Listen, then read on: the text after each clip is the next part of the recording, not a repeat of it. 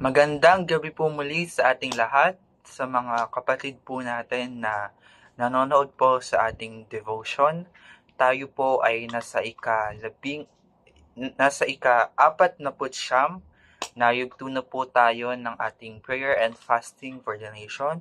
So praise God po no sa pagpapatuloy po ng gawain na ito na tunay nga pong marami pong nabibless, hindi lang po nabibless kundi marami pong nakakatanggap ng mabuting balita ng ating Diyos. So, ngayon pong yugto po na ito ay meron po tayong temang the Philippines in Focus. So, bago po tayo magsimula, let us all pray po muna. Panginoon, salamat po muli, Lord God, for giving us, Panginoon, another opportunity sa panibagong pagkakataon, Panginoon, na binigyan niyo po sa amin upang makarinig po kami, Panginoon, ng inyong salita, Lord God, ng inyong mga babala, Panginoon, sa pamamagitan uh, ng inyong salita, Lord God. Lord, give us open heart and mind, Panginoon, na nawa po lahat po ng mapakinggan po namin, Panginoon, ay hindi lang po namin basta marinig, Lord God, kundi ito po ay tumimo sa aming puso't isipan, Panginoon, at maisabuhay namin ito, Lord God. At hindi lang po kami, Lord God, yung nakakarinig nito, Panginoon, kundi bibigyan niyo po kami ng courage, Panginoon, to share it sa iba, Panginoon, na hindi pa po nakakaalam, Lord God, or hindi pa po kayo nakikilala, Panginoon. Lord, salamat po, Panginoon, sa buhay ng bawat isa, Panginoon, na nagbigay po ng oras sa inyo ngayong gabing ito, Panginoon, at handa po sila, Lord God, to hear your word, Panginoon. Lord, nawa po lahat po ng mapagpag-usapan namin, Panginoon, i-bless niyo po, Lord God, at Panginoon, ikaw po ang maitaas, Panginoon, sa lahat ng pagkakataon. In Jesus' name we pray, Amen. Amen. Ayun. Magandang gabi po muli sa ating lahat. So, yung tema nga po natin muli ay yung The Philippines in Focus. So, sa panahong po ito, marahil di naman po lingid sa kaalaman ng lahat na marami na pong issue or mga mga problema na kinakarap yung bansa natin. Sa unang-una po dito yung talagang mainit na issue po sa korupsyon, sa pagnanakaw po ng mga pera ng mga politiko mula sa kaban ng bayan sa mga ghost projects, flood control projects, at kaugnay po dito yung sunod-sunod po na malalakas na bagyo na naranasan po natin hindi lang sa Metro Manila kundi sa buong Pilipinas po, na hindi po to pang common sa Pilipinas. Though marami pong bagyo, pero this year po talagang sunod-sunod po yung bagyo at dahil po dito marami pong suspension yung nangyari.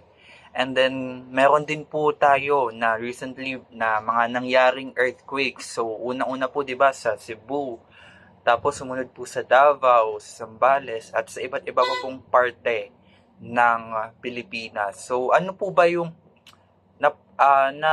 natanong niyo po ba sa inyong mga sarili kung ano nga po ba yung meaning ng mga nangyaring ito? Kasi syempre, hindi po to common talaga yung sa isang year napakadami pong sakuna na nangyari sa Pilipinas. Yung talagang lubog po tayo sa di lang sa kahirapan kundi sa iba't ibang klase ng problema na ito po ay nagiging dahilan kung bakit hindi lang tayo mga Kristiyano, kundi halos lahat tayong mga Pilipino, naniniwala man sa Diyos o hindi, ay nawawalan na ng pag-asa. Iniisip nila na wala na talagang pag-asa yung Pilipinas, ganun na talaga, and wala na silang lakas ng loob pa o pag-asa sa puso nila na makaisip sila or magbago pa yung sistema sa Pilipinas. So, gusto pong ipaalala sa atin ng Diyos na kung ano nga ba yung dahilan ng kung bakit nangyayari yung mga ito. So, sabi po dito sa 2 Chronicles chapter 7 verse 14, if my people who are called by my name will humble themselves and pray and seek my face and turn from their wicked ways, then I will hear from heaven and will forgive their sin and heal their land. So, sabi po dito, 'di ba? If my people who are called by my name will humble themselves and pray and seek my face and turn from their wicked ways, then I will hear from heaven. So, makikita naman po natin, marinig po natin sa verse na ito na yung problema po sa Pilipinas ay hindi lamang tungkol sa gobyerno, kundi tungkol po ito sa atin, sa ating sa atin bilang mga tao. Okay? So, ito po yung problema po natin sa ating mga puso. So, sabi po dito, kapag ang tao ay lumalayo sa Diyos, doon nagsisimula ang kasakiman, kasinungalingan, at kawalang katarungan. So, ibig sabihin po, kapag po tayo personally ay napapalayo po tayo sa Diyos, 'di ba, naranasan niyo na po ba yung lahat naman po tayo siguro nagkaroon po tayo ng season kung saan napalayo po talaga tayo sa Lord, na yung tipong hindi po tayo uma-attend sa lahat ng gawain ng church, at yung tinatamad po tayo to attend na po sa mga church activities. Doon po yung time na napapalayo po tayo sa Panginoon, na akala po natin minsan simple lang o maliit na bagay lang, pero malaki po yung impact nito. At napapansin po natin na kapag nangyayari yun, ay merong mga bagay na nangyayari po tuwing afternoon. Parang, kumbaga, pag napapalayo tayo sa Diyos, though iniisip natin na maliit na bagay yun, pero grabe po yung impact nito sa relationship po natin sa Kanya. Kaya kahit po sa kinakarap po ng Pilipinas ngayon, at kahit sino pong leader yung palitan, kung tayo po mismong mga tao ay hindi malinis yung ating puso at hindi tayo malapit yung relasyon natin sa Panginoon, wala pong mangyayari. So, sabi po dito, kaya ang panawagan ng Diyos ay malinaw, humility and prayer.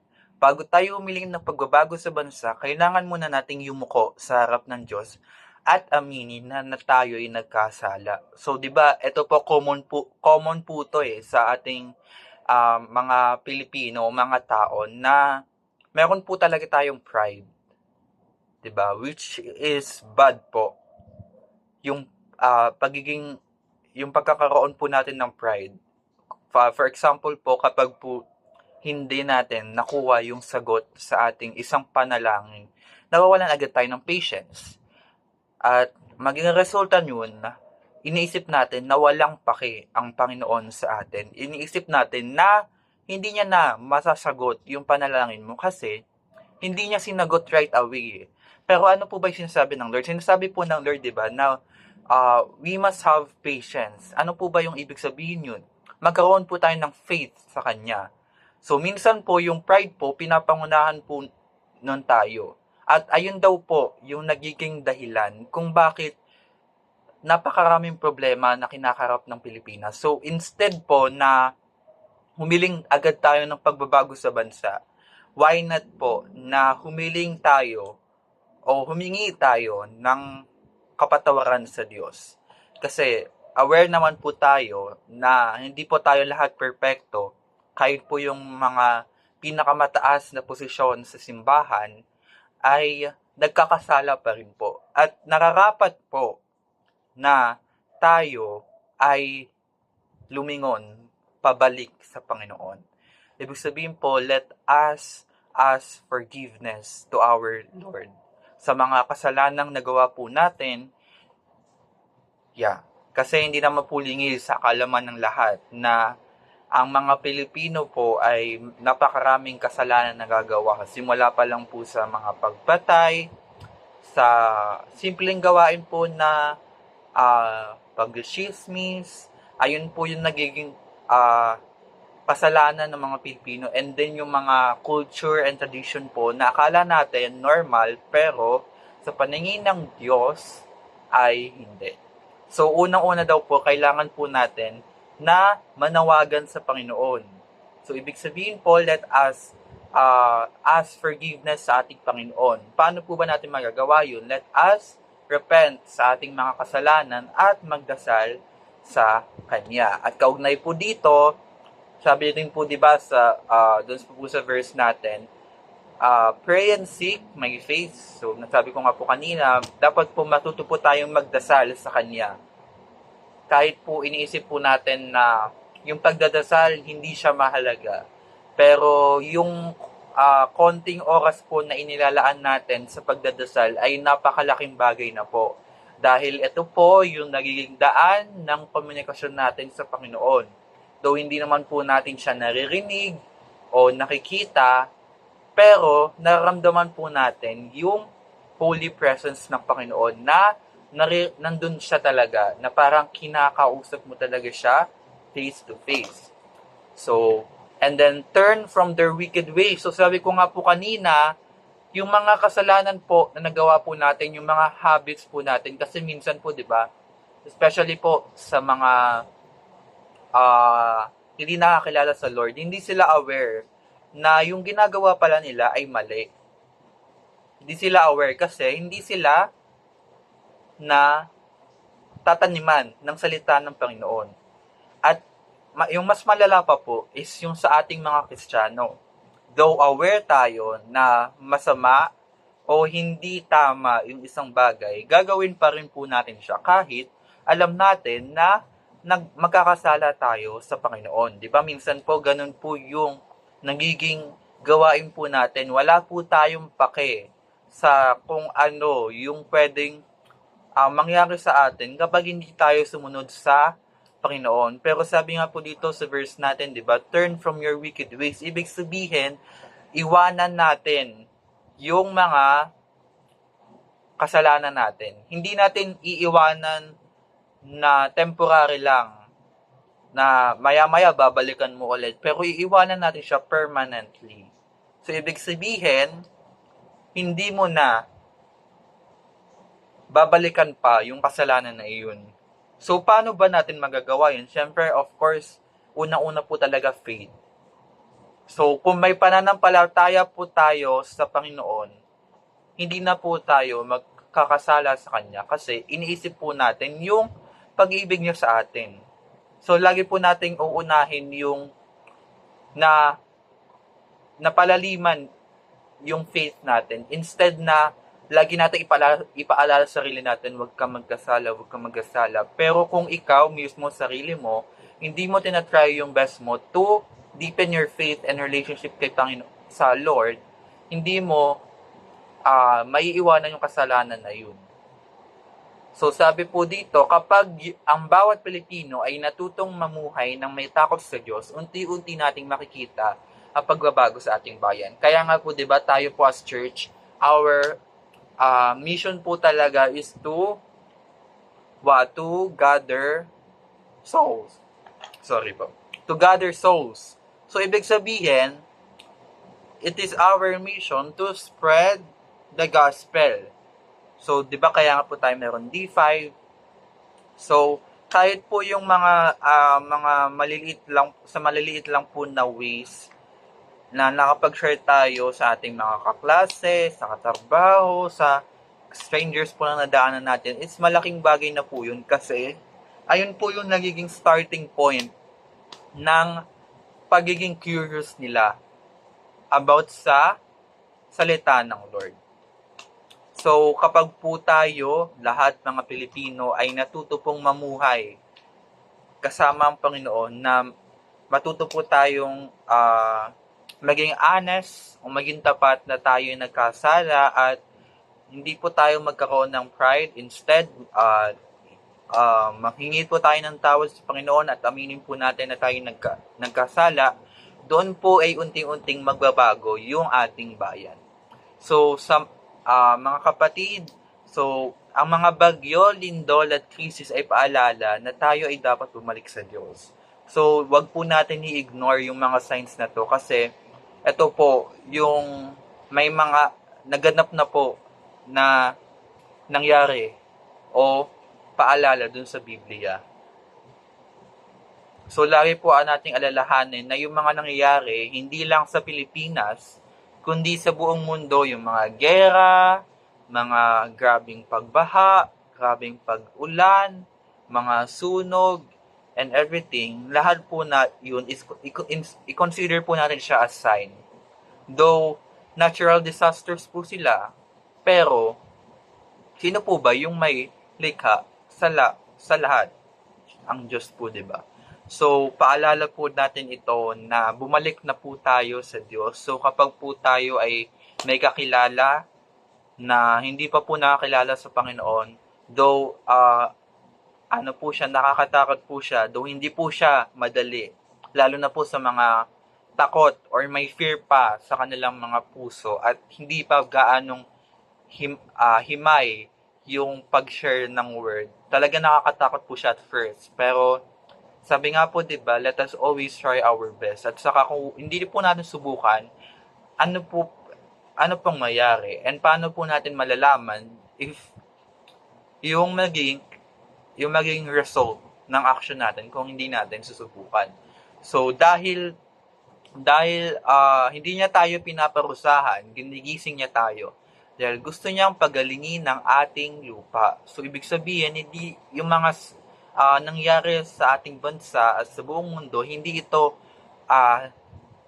panakot ng Panginoon, kundi ito ay paalala sa ating lahat na gawin natin yung inuutos niya at magkaroon tayo ng malalim na pagseseryoso o pagtutuon sa kung ano yung nakasulat sa Biblia.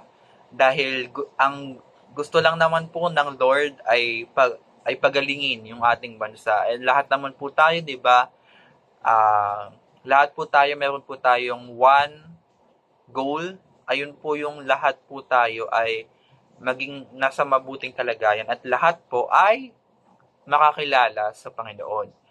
So, ang tunay na pagbangon ng Pilipinas ay magsisimula hindi sa gobyerno kundi sa puso po nating mga Pilipino. So, dapat po yung mga puso po natin, if madumi pa po yan or may nakitira pa po, let us always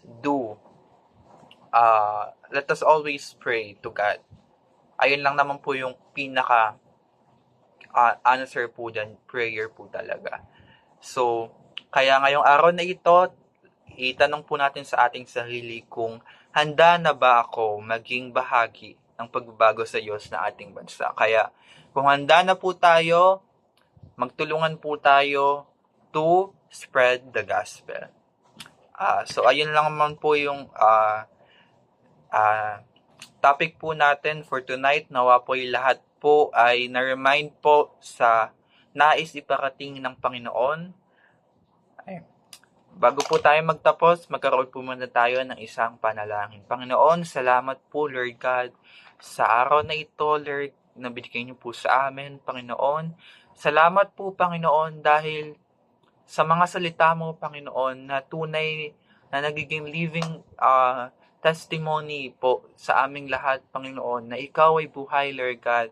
Salamat, Panginoon, sa mga paalala mo, Lord God, na hindi nagkukulang, Panginoon. Hindi ka nagkukulang to remind us, Panginoon, sa kung ano nga ba dapat, Lord God, yung gawin namin bilang mga anak mo, Panginoon. Lord, I pray, Lord God, na bigyan mo kami, Panginoon, ng puso, Lord God, na walang takot, Panginoon, na pusong malinis, Panginoon, at ang nais na hangad lamang, Lord God, ay pagbabago sa sanlibutan or sa lupain na ito, Lord God. Lord, tulungan niyo po mga anak niyo, Panginoon, na Lord God, ang mga nakakilala sa inyo, Lord God, tulungan niyo po sila, Lord God, to have the courage, Panginoon, to spread the gospel. Panginoon, tulungan niyo po sila, Lord God, na, Lord God, magkaroon po sila ng lakas ng loob, Panginoon, na hindi ka ikahiya, Lord God. Lord, sa panahong ito, Panginoon, na marami po kaming nakakanasang hindi mga magaganda, Lord God, na nangyari sa bansa. Tulungan niyo po kami, Panginoon, bigyan niyo po ng pag-asa ang Pilipinas, ang buong mundo, Panginoon. Lord, salamat po sa mga taong nakarinig po ng inyong salita ngayong araw na ito. Tulungan niyo po sila sa kung ano man po yung pinagdadaanan po nila personally, Lord God. Alam ko po, Lord God, ikaw ang aming Diyos, Panginoon, at alam mo ang lahat ng nangyari sa amin, Panginoon. Lord, help them, Lord God. I pray, Panginoon, na i-bless niyo po ang mga kapatid ko, Lord God, sa Panginoon, sa araw-araw nilang ginagawa sa work, sa trabaho, Panginoon, bigyan niyo po sila ng guidance and protection, Lord God. Thank you, Lord God, for tonight, Lord God. Thank you, Lord God, sa pagsama mo sa amin ngayong gabing ito, Panginoon. At salamat po, Panginoon, sa inyong walang hanggang pag-ibig sa aming lahat. In Jesus' name we pray, Amen. Yun lamang po mga kapatid, salamat po sa pakikinig at magandang gabi po muli sa ating lahat.